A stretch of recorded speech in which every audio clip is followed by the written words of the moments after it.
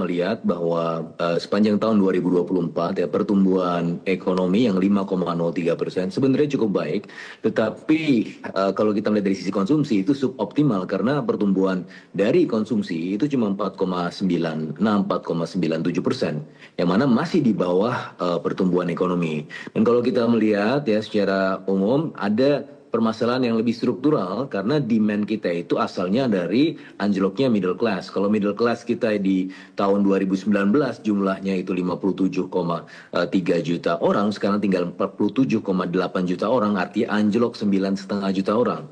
Ya, dia anjlok kemana? Ke kelas yang bawahnya, yaitu aspiring middle class. Kelompok pengeluaran antara 800.000 sampai 2 juta. Middle class itu antara 2 juta sampai 9 juta. Dia anjlok ke bawah gitu. Itu yang kemudian membuat demand kita suboptimal. Indikator lain yang juga menunjukkan sisi kesuboptimalan itu adalah kalau kita lihat data inflasi tahun lalu itu 1,57%, itu termasuk yang paling rendah atau bahkan yang paling rendah ya semenjak tahun 1968. Memang inflasi kalau terlalu tinggi itu masalah, ya menggerus purchasing power. Tapi kalau inflasi terlalu rendah, itu artinya ada permasalahan dari sisi demand. Dan itu berlanjut lagi bahkan di bulan Januari, yang seharusnya bulan Januari itu memang sebenarnya kalau dalam konteks inflasi, biasanya dia rendah. Tetapi inflasi Januari itu 0,76% year on year, itu termasuk yang juga yang paling rendah sepanjang 20 tahun terakhir. Dan bahkan itu di bawah konsensus ekonom. Ekonom forecastnya di tahun bulan Januari itu 1,8%, artinya ini setengahnya. Memang ada panen raya dan memang ada diskon PLN 50% yang juga turut berkontribusi pada kemudian dari sisi supply side-nya itu membuat harga-harga relatif lebih tenang karena lebih produktif. Tapi di sisi yang lain seharusnya demand-nya menanjak nih Desember, Januari dan juga Februari. Dan oleh karena saya melihat bagaimana pemerintah dalam hal ini berupaya ya untuk kemudian mendorong atau mempush dari sisi konsumsi sehingga kuartal 1 setidaknya masih bisa tumbuh di atas 5%. Kalau kita lihat di kuartal 1 tahun 2024 tumbuhnya itu 5,11%. Apa sih yang kemudian menjadi dasar dari pertumbuhan ekonomi yang di atas rata-rata 10 tahun terakhir? 10 tahun terakhir average 5,07% exclude pandemic times ya. Dan bagaimana Q1 tahun lalu itu bisa mencorong seperti itu? Karena ya fokusnya pada sektor konsumsi. Karena sektor konsumsi sebagaimana disampaikan oleh Pak Sarman tadi, itu kontribusinya paling besar ya. 55% ya dari overall GDP kita kontributornya adalah konsumsi. Dan sekarang kondisinya suboptimal. Sehingga kalau kita hubungkan ya dengan proses realokasi anggaran melalui Inpres 1 2025, artinya ada anggaran-anggaran tidak produktif yang kemarin jadi temuan, masa ada ATK itu 44 triliun gitu. Itu 44 triliun kalau diarahkan kepada sektor yang lebih produktif itu bisa menggesa pertumbuhan ekonomi sehingga bisa kemudian fokus di kuartal 1 itu untuk sektor-sektor yang memang bisa memberikan dampak pengganda ekonomi tinggi. Nah itu sebenarnya kuncinya Mbak Happy. Ya Mbak Epi, itu pertanyaan yang bernilai $1 juta ya. Karena jadi sebenarnya jawabannya simple ya. Karena memang yang mendanai aktivitas ekspor dan nanti bisa dicek ke Bang Sarman lah. Yang membiayai itu lebih banyak bank-bank Singapura ya. Makanya ya diparkir di sana ya. Kalau misalnya ya kalau kita mau kredit rumah itu kan biasanya kan diambil dari tabungan kita harus nabung di bank itu gitu kan. Sama ini kita mau ekspor nggak punya duit, pinjam dari Singapura.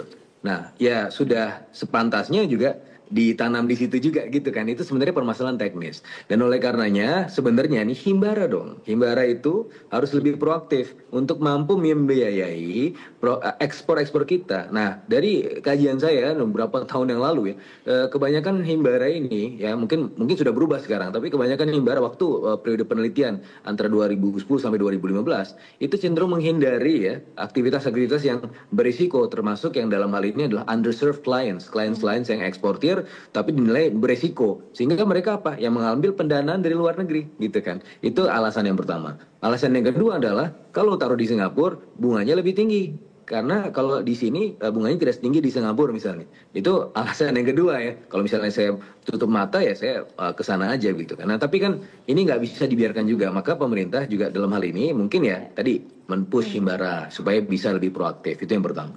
Yang kedua adalah memang ada kendalanya nih yang ditahan selama 100 atau 12 bulan itu 100%, itu kan sebenarnya yang sisa ya yang dipegang cash on hand oleh pengusaha-pengusaha ini yang sebenarnya itu untuk working capital dan untuk cash flow. Nah itu juga harus dicari solusinya juga. Nah kemarin juga saya lihat di PP sekilas ya, ini bisa ditanam dalam US dollar tapi bisa langsung dikonversi digunakan dalam bentuk rupiah. Nah sehingga tidak akan mengganggu dan tidak bisa menekan rupiah secara signifikan gitu ya. Bahkan kemudian demand for rupiahnya bisa meningkat gitu kan, sehingga value-nya bisa lebih terapresiasi dalam konteks itu. Nah, ke dalam bangunan umumnya saya rasa ini suatu hal yang sangat tepat dan relevan yang dilakukan pemerintah, meskipun tadi ada PR-PR-nya. Kenapa? Karena meskipun terakhir ya tercatat foreign exchange reserve kita 156 billion US dollar, all time high, tertinggi sepanjang sejarah.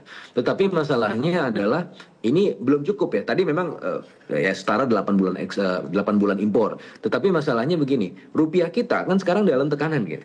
Nah, bahkan nanti pengumuman di hari Jumat pekan ini kemungkinan dalam forecast saya current account deficit kita akan kembali defisit ya, sudah 7 kuartal berturut-turut. Artinya fondasi rupiah kan fragile, maka perlu diperkuat. Nah, salah satu cara untuk menguatkannya adalah ya memarkir dolar di dalam negeri. Nah, itu salah satu caranya supaya kita tidak terus-menerus gitu ya tertekan ya dalam kondisi ekonomi kita diakibatkan oleh rupiah yang memang dalam tren beberapa tahun terakhir itu cenderung terdepresiasi bukan terapresiasi. Oleh karenanya kan tren ini perlu dibalik. Ini saya rasa merupakan salah satu usaha yang baik ya. Meskipun tadi saya rasa setannya ada di detail ya. The devil is in the details gitu ya. Maka dalam hal ini saya rasa tim kepresidenan, tim ekonomi presiden itu harus juga mampu untuk melaksanakan titah dari presiden. Jangan sampai salah interpretasi. Kemarin kalau kita bicara Inpres 1 itu juga banyak yang di lapangan salah interpretasi di kementerian lembaga.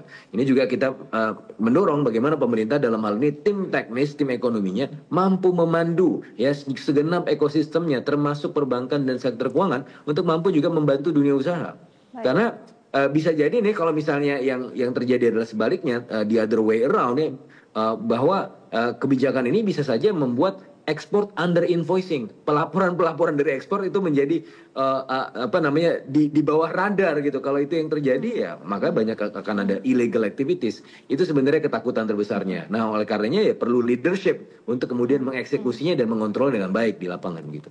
Artinya Mas Firda, kan untuk kewajiban menyimpan DHSDA di dalam negeri ini apakah akan efektif? Maksudnya apakah akan diikuti oleh seluruh eksportir atau itu tadi masih akan ada nih yang ngumpet-ngumpet juga karena kebijakan ini dianggap masih memberatkan begitu?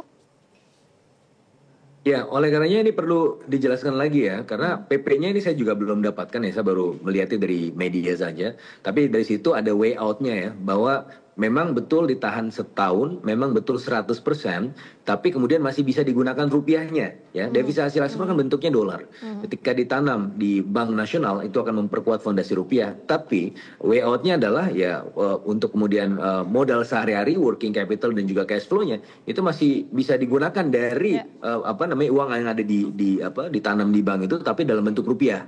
Itu yang kemudian saya baca ya dari PP itu. Mungkin perlu ada penjelasan-penjelasan lebih lanjut ya. Dan kemudian ya perlu didiseminasikan juga supaya kita dalam hal ini ya, sebenarnya kalau kita ekonom segala macam bisa melihat ya secara terutama di dalam negeri. Tapi ketakutan terbesar kami para ekonom adalah ketika asing tidak mampu untuk menginterpretasikan kebijakan ini. Nah ini yang jadi masalah. Sehingga itu akan foreign funds yang sekarang pegang uang itu akan menarik uangnya dari emerging markets terus juga tak terkecuali Indonesia. Kebijakan budget efisiensi kemarin ya Inpres 1 2025 kan seharusnya bagus. Tapi apa yang dibaca market asing itu adalah ini seolah-olah pemerintah nggak punya uang, pemerintah potong anggaran. Nah makanya saya harus jelasin juga ke teman-teman tuh yang di asing bahwa ini this is not budget cut, this is budget reallocation. Nah makanya pemerintah dalam wording juga harus berhati-hati. Seharusnya jangan Inpres 1 tentang efisiensi. Efisiensi kan bayangan kita kan atau bayangan asing ketika bicara efisiensi, oh berarti di cut dong. Enggak, bukan begitu kan, direalokasi. Nah dengan demikian saya juga melihat di sini ada potensi misinterpretasi juga. Tidak hanya domestik tapi juga asing. Yang saya takutkan lagi kalau asing juga melihat bahwa ini sebagai hal yang buruk gitu kan. Maka perlu dijelaskan juga dengan baik. Baik, terima kasih Mas Fitra. Nanti mungkin Kang Ujang juga bisa menjelaskan ekonomi atau justru menambah risiko bagi kestabilan ekonomi. Iya, high risk, high return-nya. Jadi kalau kita mau tumbuh ya pasti akan ada risiko-resikonya. Karena kalau untuk tumbuh 8% ya hitungan kami itu butuh tidak-tidaknya 10.000 triliun ya for the next 5 years. Nah 10.000 triliun itu duitnya kan harus kemudian diupayakan dari dalam negeri ya dan juga dari luar negeri. Nah selama ini, sementara ini, kalau misalnya dengan bisnis as usual, paling kita hanya mampu untuk memenuhi 30-40%-nya saja. Maka ya cita-cita pertumbuhan ekonomi 8% itu ya hanya impian saja ya, kalau tidak ada usaha-usaha yang taktis dan strategis. Dan oleh karenanya kalau kita melihat misalnya kemarin bagaimana Danantara itu menurut versinya Pak Prabowo itu mengelola aset under management 900 billion US dollar itu setara 14.000 triliun kan. Nah itu menjadi satu modalitas ya. Kalau misalnya memang ingin digunakan untuk menjadi seperti Temasek ya, bagaimana Temasek itu bisa membuat Singapura sebagaimana yang kita kenal sekarang, uang kita kesedot semua ke Singapura. Kenapa? Karena daya tariknya tinggi. Dan oleh karenanya kalau kita bisa membuat Danantara sebagai daya tarik Indonesia juga, itu kita bisa bahkan bisa menyedot dana-dana yang ada di Singapura tadi tanpa kemudian harus memaksa atau ada peraturan-peraturan tentang DHE gitu kan, secara natural aja bahwa investasi akan masuk ke sini gitu kan. Ini adalah satu modalitas yang pertama, tapi yang jelas tentu ada risiko-risikonya juga karena selepas dari RUU BUMN itu yang kemudian direvisi dan kemudian melihat bagaimana sekarang kerugian dari BUMN bukan lagi merupakan unsur kerugian negara, di satu sisi itu ya artinya bagus, artinya ada proses kreatif di situ ya untuk kemudian si korporasi Danantara ini untuk kemudian menggunakan atau mengelola uangnya. Tapi di sisi yang lain ya karena kemudian itu tidak dianggap lagi kerugian negara, ya maka ini menjadi salah satu risiko juga ya, bahwa terlalu kencang juga itu terlalu banyak bocornya, kalau terlalu banyak bocornya juga ya yang rugi kita juga. Nah maka tadi ya keberadaan Dewan Pengawas, kemudian dan juga bukan keberadaan Dewan Pengawas saja, bahkan seluruh elemen bangsa itu harus memiliki semacam slot ya untuk berpartisipasi untuk apa? Mengawasi gitu kan. Nah coba disediakan juga itu slot-slot untuk kemudian kita sebagai publik, masyarakat awam bisa berpartisipasi juga dalam usaha untuk mengontrol dan mungkin bukan mengontrol tapi Danantara ya dalam entah itu dalam bentuk pengawasan parlemen atau pengawasan yang lain ya. Tapi yang jelas ya within great power comes great responsibility. Baik, terima